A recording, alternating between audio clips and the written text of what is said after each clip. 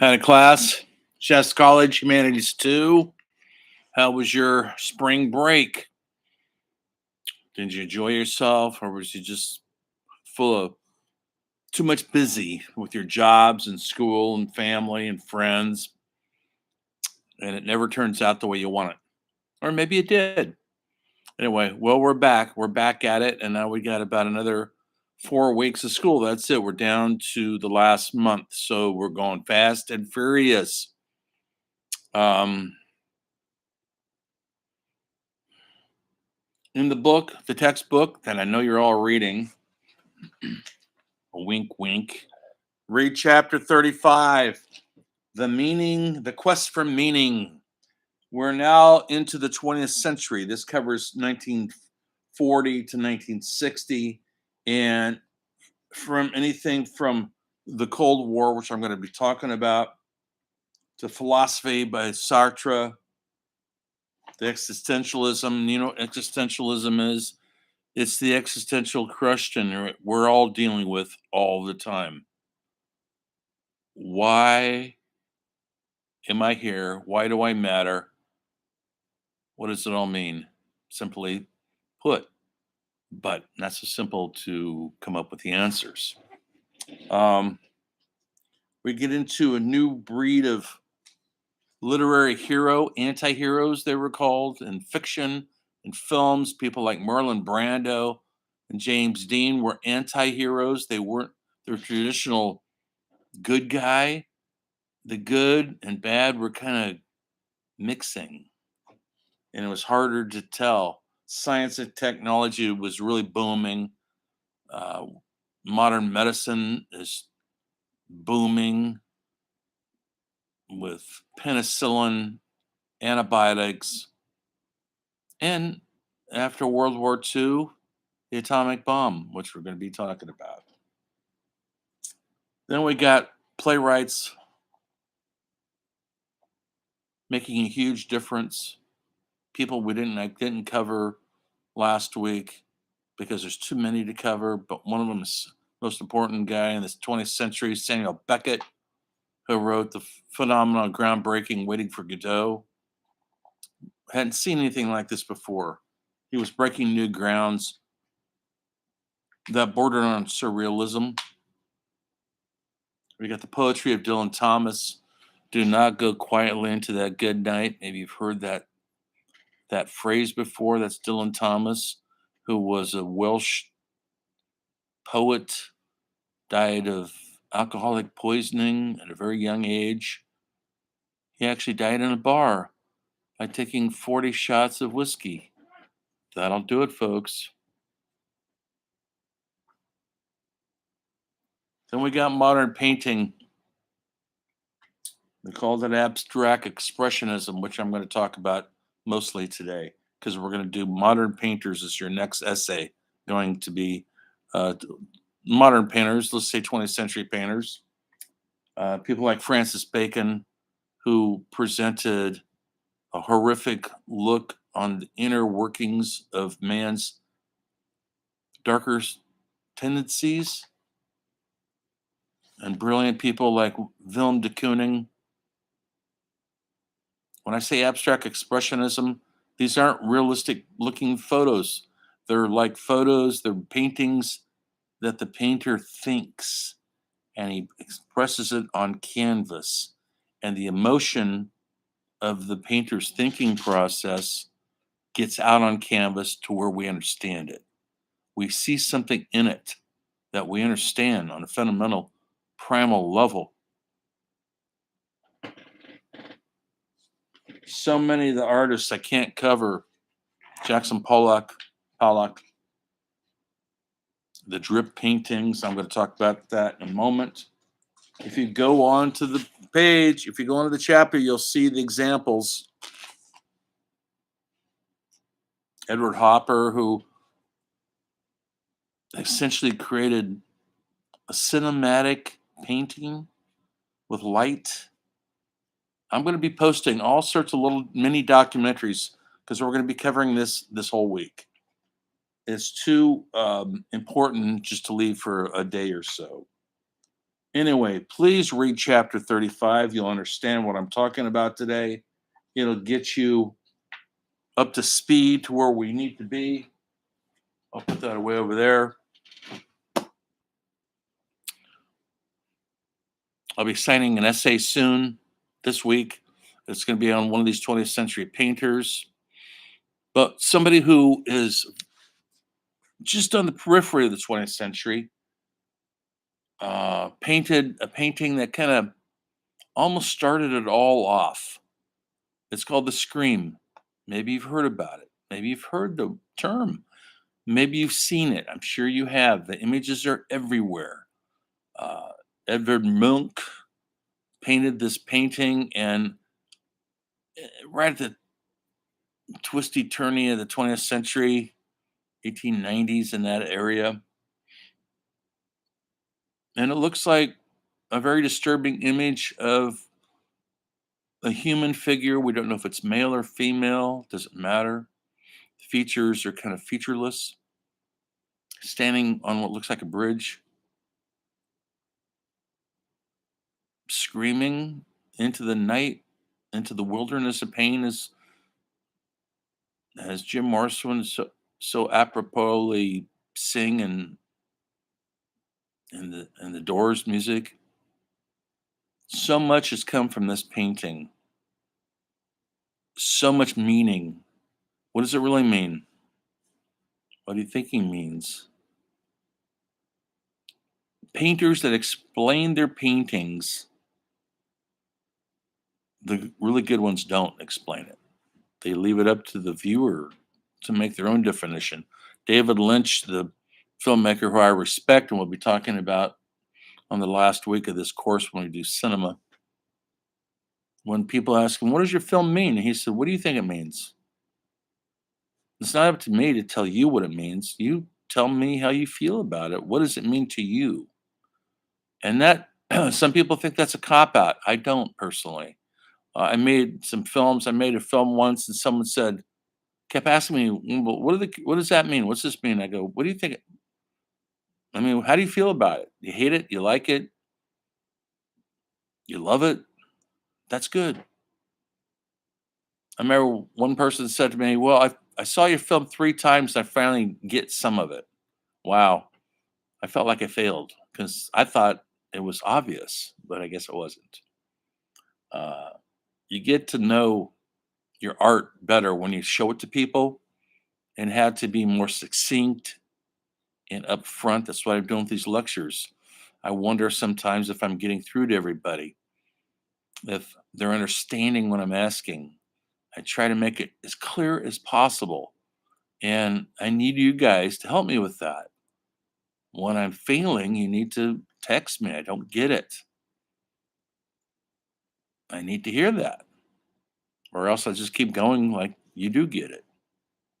Anyway, today we're on the downhill side of the course. It's going to finish off with another essay, a quiz, which will be next week. It's a take home. You'll have a couple days to do it, so don't take home. Obviously, we're at home. We're not in the classroom, but you'll have a couple days to do the quiz. It'll be an essay quiz, probably be 3 questions, something that we've covered, all obviously something we've covered that's in the book, my lectures, the videos, the documentaries. So it'll be in there, and it'll be an essay, three brief essay questions.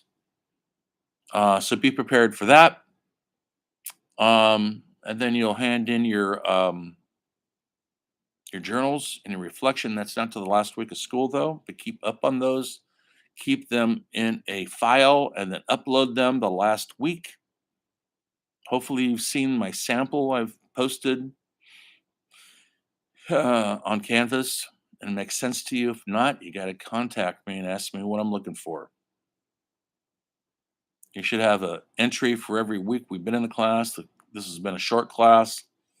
It's 4 weeks shorter than it normally is. So we didn't cover some of the stuff that I normally cover.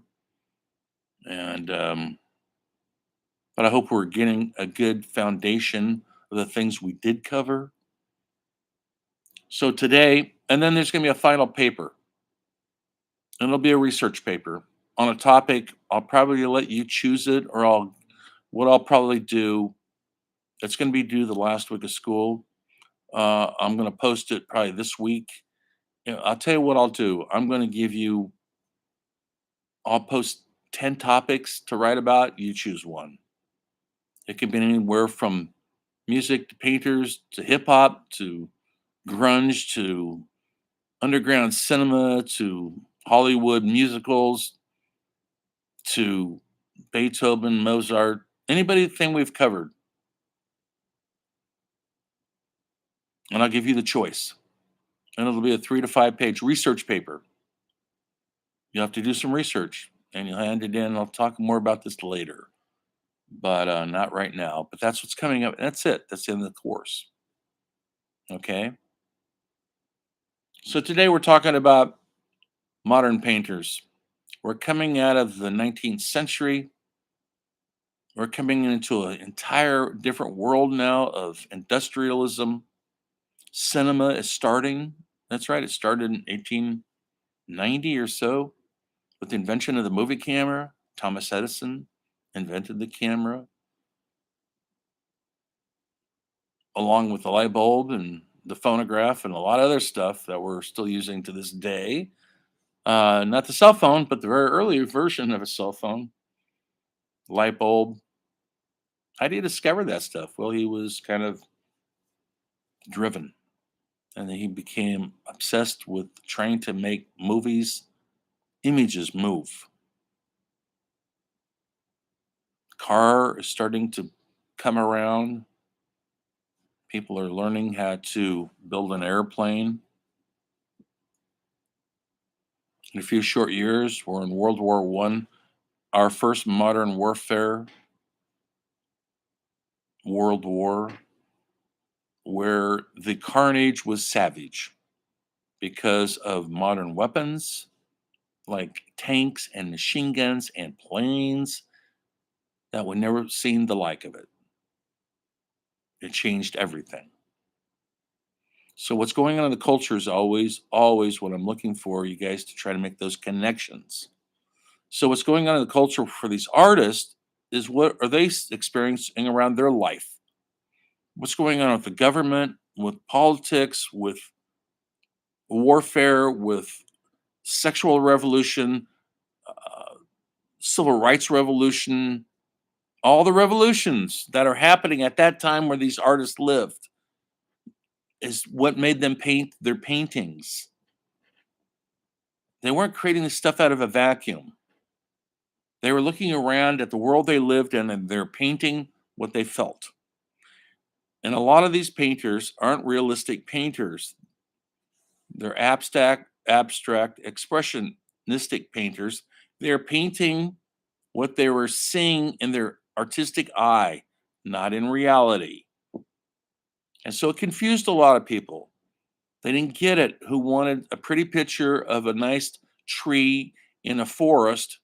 Then they had people like Van Gogh who were painting flowers, sunflowers like no one's ever seen before. And he was painting orange skies and other green skies. And people go, well, the sky isn't green. Yeah, that's right, it isn't. But maybe that day he was feeling the sky was green. The weather made it feel that way. And art isn't necessarily just a photograph of reality, it's the inner reality of our lives. And Van Gogh is a great example of a very tortured soul. He would definitely be defined with a bipolar um, um, diagnosis today, put him on medication for sure, or OCD, whatever you want to call it, Asperger's syndrome. He had it all, folks. It was before that stuff was defined. Yes, he even served many times in mental institutions, put himself in there sometimes. He knew he was having problems. He knew he was hearing voices. He could have been schizophrenic. We'll never know for sure. But we know he was obsessed with painting and he went out every day and he was mocked because people didn't get his They didn't get what he was doing. It confused them, and people don't like to be confused. He was a loner who didn't have love in his life. He did have a brother who supported him mostly. And in his entire life, he only sold one painting. And this is a guy who painted thousands of paintings. And he sold the painting to his brother, who bought it to help support him. There's been a lot of cool movies about Van Gogh. One of them just came out last year, starred Willem Dafoe. Julian Schnappel made it. He's still he's the guy that's known for slicing off his ear. He fell in love with a woman supposedly, and he sliced off his ear when she rejected him, sent it to her in an envelope. That story's been mythologized. It was actually a prostitute he was sending the ear to. He didn't slice the whole thing off, but a large part of it. How many of you have cut yourself to punish yourself or to punish a loved one? So he was doing that same thing. He was mentally imbalanced, and we've romanticized it. And because he was so full of artistic angst, he's become to represent the typical depressive ac- artist who is trying to make his way in the world. And he kind of set the template for artists to come. Alcoholism and drug addiction, sex addiction, tobacco obsession, unable to fit into normal society, has been the template for modern artists really since the beginning of time. But Van Gogh could be considered the godfather of all that.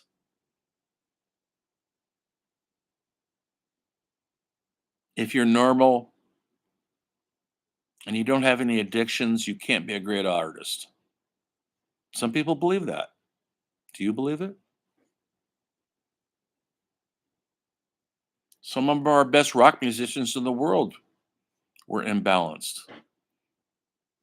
were disturbed, suicidal, and they created the best music that, of our lives. You might say Mozart might have been bipolar, maybe even schizophrenic. We don't know. Something was driving him. He was hearing something that we weren't hearing. Tortured artist has always been sort of a cliche. Why is it a cliche? Because there's truth in it. Now, after Van Gogh, we had perhaps the greatest artist of all time, Pablo Picasso, born in Spain, spent most of his life in Paris, France. If you don't know Picasso's work, you're going to find out this week what it looks like. Maybe you've seen it. I've been to Madrid, where Picasso has the Prada, the museum there, and the other museum, I can't think of the name of it, Modern Art Museum in Madrid, where they have a large, large collection of his works. And you might have seen a Picasso, maybe in a postcard or a painting. He paints the women with three or four different eyes, three or four different breasts. He has an obscure view on femininity. He does, um, and it changed everything. It was a revolution. He was so prolific, you could not keep up with the amount of work he did. I remember seeing his work in Madrid, and we see it up close and real, not just a picture of it or online or in a book. That's all well and good, but until you see it up close, you can actually see the brushstrokes and you feel the soul and the heart and the thought process of this incredible man, a messed up man, misogynist. He didn't treat women well. That's a fact. He knew he's a genius and he was wealthy in his own time, unlike Van Gogh, who was not. Van Goghs now sell for millions and millions and millions of dollars. Picasso,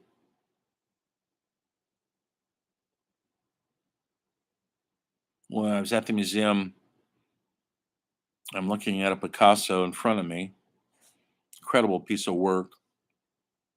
And I looked at the date and it said October, whatever it was, 1933.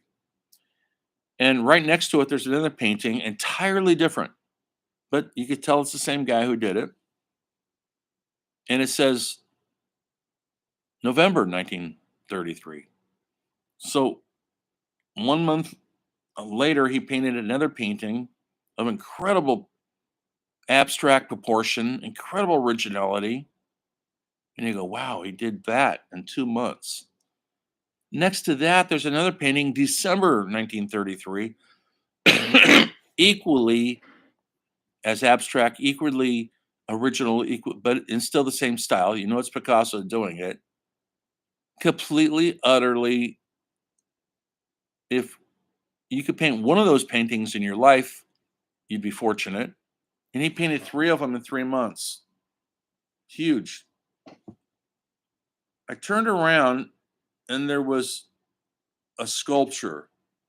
He used to do sculptures too, because painting wasn't enough. He had to be busy.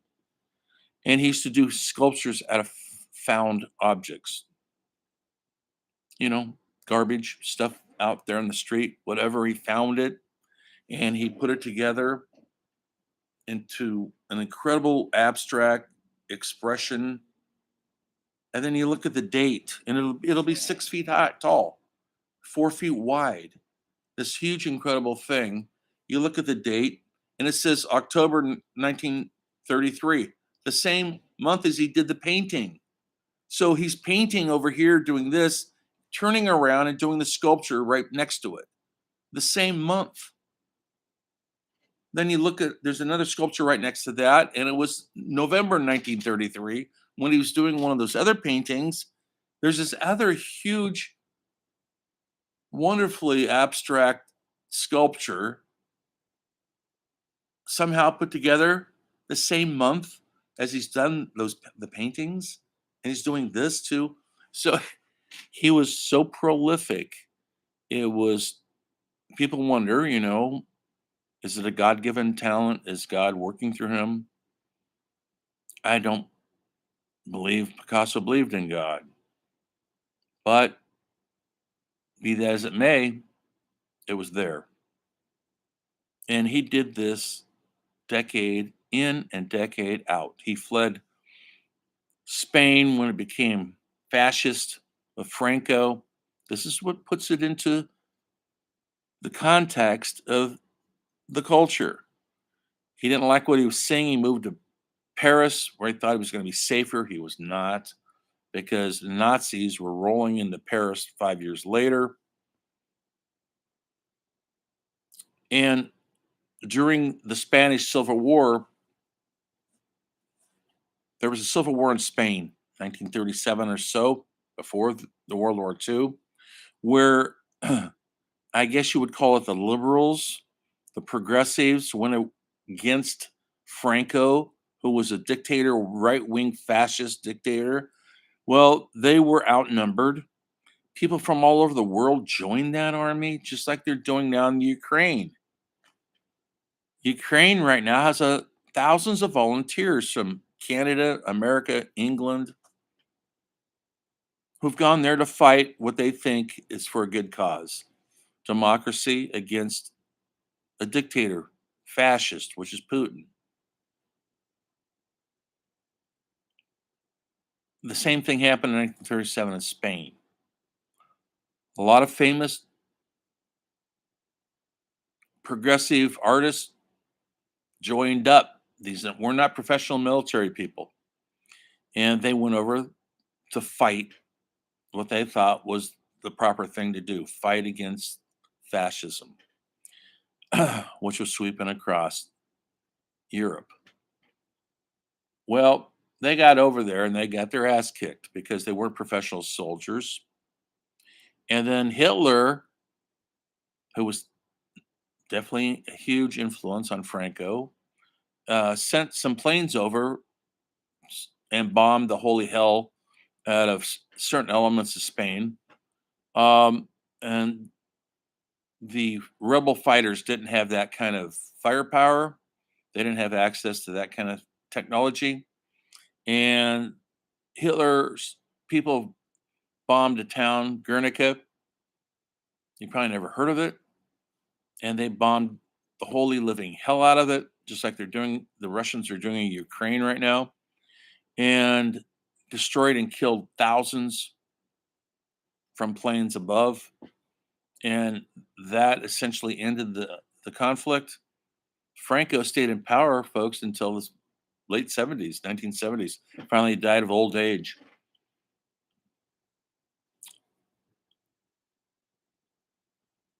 Picasso painted one of his most famous paintings in black and white called Guernica.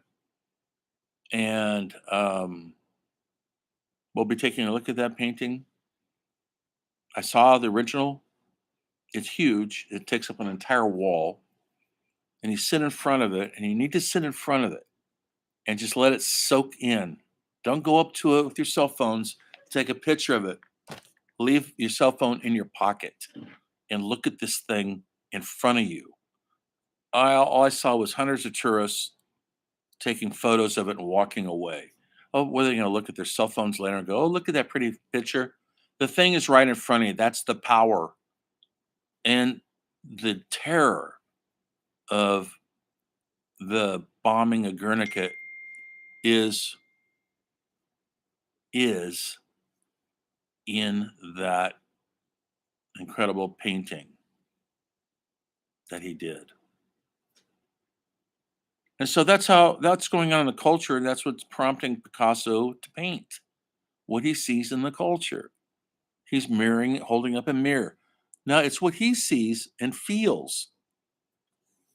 It might not be what you see and feel, but it's his feelings and thoughts. But it was universal because people saw it. It's like a film, folks. It's like cinema, although it's a painting. But there's movement, there's action in it, terror, all the good things. The usual horror film is in Guernica. That's how powerful a painter could be. If he's intuitive and in touch with what they call the zeitgeist or what's going on around them, is aware of what's going around you. Are you aware of what's going around you? What's going on around us right now, right? For 2 years, the pandemic, weird politicians. We got Trump, we got Biden, we got Republicans wanting to shoot Democrats, and Democrats, who knows what's going on because it's a big, confusing mess right now. Gas prices are $7 a gallon. Food prices are up. You can't even afford an apartment anymore by yourself. That's what's going on around us. Our obsession with celebrities, with TikTok. So if you're painting, that's what you'd be painting about. And hopefully you're capturing something in the absolute psychic of who we are. And that's what people like Van Gogh and Pablo Picasso managed to do.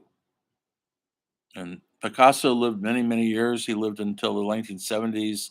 I think he was 90 or so when he died. He had a good life, a wealthy life. He was well revered in his own life, which is rare. I can't talk about all the painters. I'm going to talk about more this week. Uh, Next week, at the end of the week, I'll talk about more contemporary painters like Andy Warhol, Jean-Michel Basquiat, other abstract painters. I can't cover them all right now because I don't want to bore you guys with too much of this stuff. But a couple of names that you need to know is Gorky, Ashley Gorky, Willem de Kooning, Jackson Pollock. Be thinking of those names and look at that chapter 35 because some of these artists are covered in there.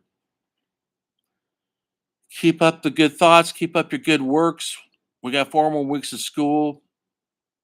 Look at the in modules.